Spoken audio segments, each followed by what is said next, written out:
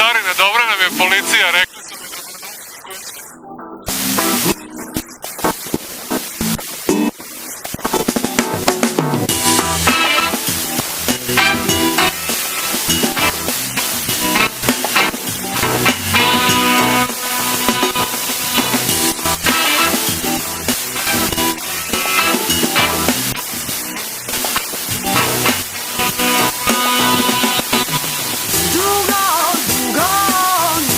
mi